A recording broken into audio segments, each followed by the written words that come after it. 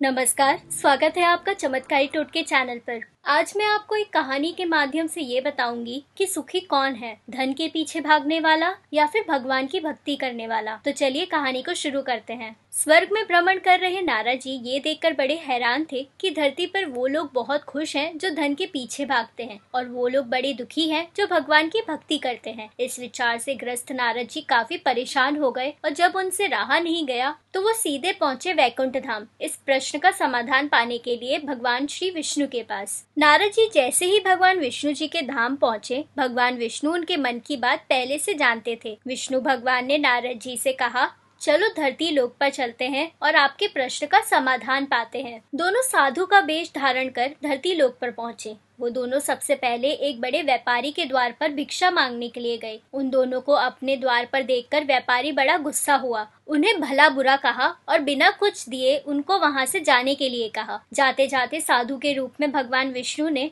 उसे आशीर्वाद दिया कि तुम्हें और भी ज्यादा धन मिले। नारद जी को ये देखकर बड़ा आश्चर्य हुआ, लेकिन वो कुछ नहीं बोले और भगवान विष्णु के साथ चलते रहे।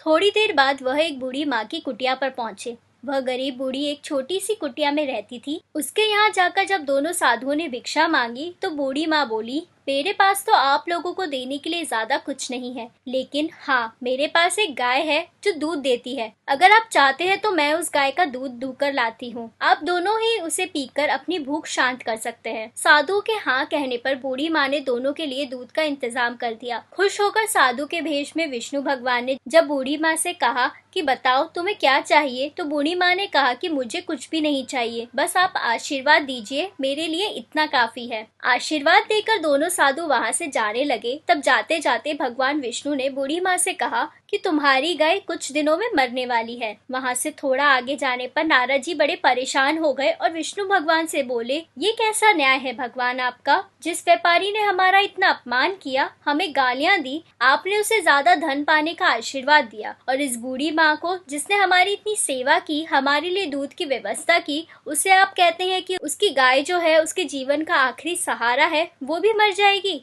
ऐसा क्यों? नारद जी के सवालों को शांत करने के लिए भगवान जी ने चेहरे पर मुस्कान के साथ कहा कि मैंने उस व्यापारी को जो आशीर्वाद दिया, दरअसल वो उसके लिए श्राप था। उस व्यापारी का मन पूरी तरह से धन कमाने में फंसा हुआ है और अगर उसे और ज्यादा धन मिलेगा तो वो आखिरी समय तक उसी धन के पीछे भागता रहेगा और अगले जन्म में सांप बनकर उसके पास कुंडली मारकर बैठा रहेगा। और रही उस बूढ़ी माँ की बात, तो कुछ बूढ़ी माँ का पूरा ध्यान अच्छे कामों में और भगवान भक्ति में था। हाँ, सिर्फ थोड़ा सा मन उसका उस गाय में अटका हुआ था और वह अपने आखिरी समय में उस गाय के मुंह में ये चिंता करती रहती कि उसके जाने के बाद इस गाय का क्या होगा, क्या कोई उसे हानि पहुंचाएगा या मार डालेगा, और वह पूरी तरह से मुक्त नहीं हो पाती। बस यही कारण था कि मैं चाहता हूँ कि आखिरी समय में उसका ध्यान पूरी तरह से मेरी तरफ रहे, ना कि उस गाय की तरफ। भगवान विष्णु के समझाने के बाद और इस पूरी घटना के बाद नारद जी का मन पूरी तरह से शांत हो गया और वह खुशी खुशी स्वर्ग लौट गए।